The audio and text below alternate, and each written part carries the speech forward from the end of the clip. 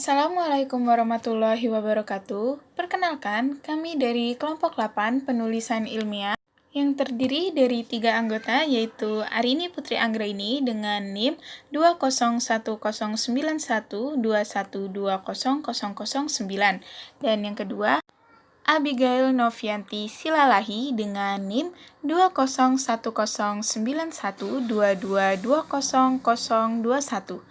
Yang ketiga yaitu Latifah Nurul Aini dengan NIM 2019122220010.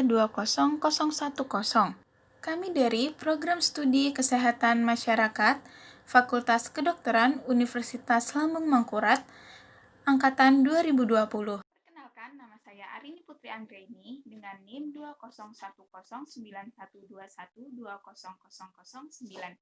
Saya dari Program Studi Kesehatan Masyarakat Fakultas Kedokteran Universitas Lambung Mangkurat. Perkenalkan, nama saya Abigail Novian Silalahi dengan NIM 2019112220021 dari Program Studi Kesehatan Masyarakat Fakultas Kedokteran Universitas Lambung Mangkurat. Assalamualaikum warahmatullahi wabarakatuh. Perkenalkan, nama saya Latifah Nurul Aini dengan NIM 201109122220010 dari Program Studi Kesehatan Masyarakat Fakultas Kedokteran Universitas Lambung Mangkurat.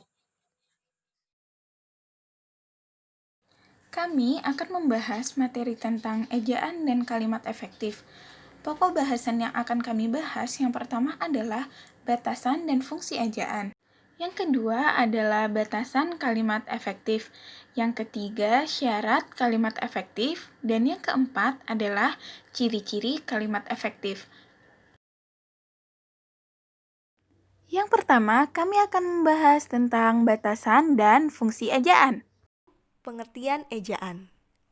Menurut Kamus Besar Bahasa Indonesia atau KBBI, ejaan adalah cara menggambarkan bunyi-bunyi atau kata, kalimat, dan sebagainya dalam tulisan atau huruf-huruf, serta penggunaan tanda baca. 2.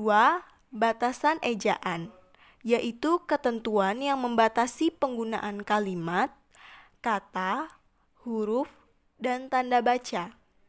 3. Fungsi ejaan. Fungsi ejaan yang utama adalah untuk menunjang pembakuan tata bahasa Indonesia, baik kaitannya dengan kosakata maupun dengan peristilahan. Adapun fungsi ejaan secara khusus adalah sebagai berikut. 1. Sebagai landasan pembakuan tata bahasa. 2. Sebagai landasan pembakuan kosakata dan peristilahan. 3. Sebagai alat penyaring dari masuknya unsur-unsur bahasa lain, baik secara kosakata maupun istilah ke dalam bahasa Indonesia. Selanjutnya, kami akan membahas tentang batasan kalimat efektif. Kalimat adalah ucapan bahasa yang mempunyai arti penuh dan batas keseluruhannya ditentukan oleh turunnya suara. Kalimat efektif adalah kalimat yang memiliki pemahaman yang tinggi bagi pembacanya, menggunakan kosakata yang tepat, dan tata bahasa yang sederhana. Kalimat efektif mengkomunikasikan ide-ide penulis dalam bentuk yang jelas dan mudah dimengerti. Subjek, predikat, dan setiap frase berada di tempat dan bentuk yang tepat. Kalimat efektif memiliki dua struktur, yaitu struktur kalimat dan struktur kata yang melingkupi kata benda, kata sifat, dan kata depan.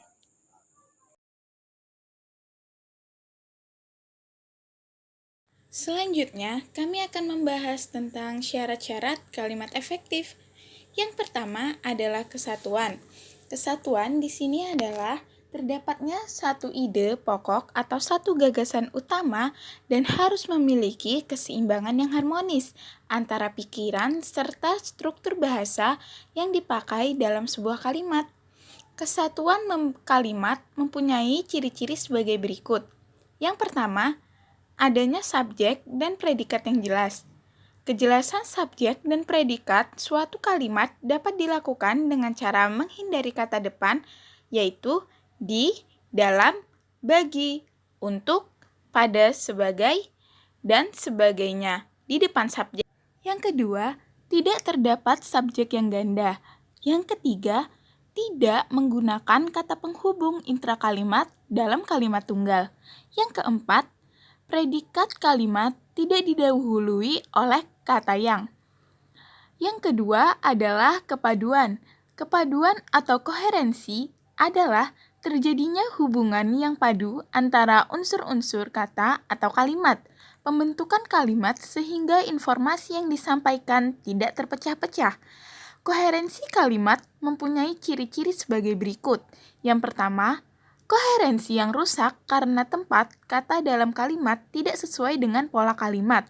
Yang kedua, koherensi yang rusak karena menyisipkan sebuah kata seperti daripada atau tentang antara predikat kata kerja dan objek penderita. Yang ketiga adalah keparalelan atau kesejajaran. Yang dimaksud dari kata tersebut adalah kesamaan bentuk yang digunakan dalam kalimat itu. Artinya, kalau bentuk menggunakan nomina, bentuk kedua dan seterusnya juga harus menggunakan nomina. Atau kalau bentuk pertama menggunakan verba, bentuk keduanya juga menggunakan verba. Keparalelan kalimat mempunyai ciri-ciri sebagai berikut. 1. Tidak memiliki kesejajaran karena dua bentuk kata yang mewakili predikat terjadi dari bentuk yang berbeda. Yang kedua, tidak memiliki kesejajaran karena kata yang menduduki predikat tidak sama bentuknya. Yang keempat, kita akan membahas tentang ketepatan. Ketepatan adalah kesesuaian atau kecocokan pemakaian unsur-unsur yang membentuk suatu kalimat sehingga tercipta pengertian yang bulat dan pasti. Ketepatan kalimat mempunyai ciri-ciri sebagai berikut. 1. Tidak memperhatikan tanda koma dalam kalimat. Yang kelima, kita akan membahas tentang kehematan. Maksud dari kehematan di sini adalah seberapa banyakkah kata yang bermanfaat bagi pembaca atau pendengar. Dengan kata lain, tidak usah menggunakan belasan kata kalau maksud yang dituju bisa dicapai dengan beberapa kata saja. Kehematan kalimat mempunyai ciri-ciri sebagai berikut. 1. Penghematan dapat dilakukan dengan cara menghilangkan pengulangan subjek. Yang kedua, penghematan dapat dilakukan dengan cara menghindarkan superordinat pada hiponim kata. Yang ketiga, penghematan dapat dilakukan dengan cara menghindarkan kesinoniman dalam suatu kalimat. Yang keempat, penghematan dapat dilakukan dengan cara tidak menjamakkan kata-kata yang berbentuk jamak. Yang terakhir, kita akan membahas tentang kelogisan. Kelogisan adalah terdapatnya arti kalimat yang logis atau masuk akal sesuai dengan ejaan yang berlaku. Selanjutnya, kami akan membahas tentang ciri-ciri kalimat efektif.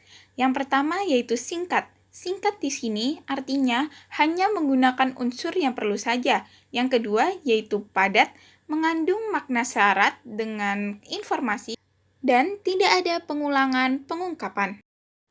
Selanjutnya, yang ketiga yaitu jelas. Jelas di sini berarti kejelasan struktur kalimat dan makna logis yang terkandung di dalamnya. Yang keempat yaitu lengkap, artinya mengandung makna kelengkapan struktur kalimat secara gramatikal dan kelengkapan konsep atau gagasan yang terkandung dalam kalimat tersebut. Yang terakhir, yaitu yang kelima, adalah kevariasian. Artinya, keragaman jenis kata dan kalimat yang digunakan.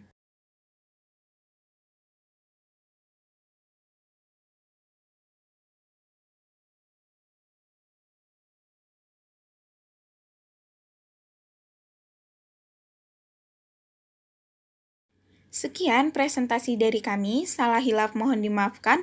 Wabillahi taufiq wal hidayah. Wassalamualaikum warahmatullahi wabarakatuh.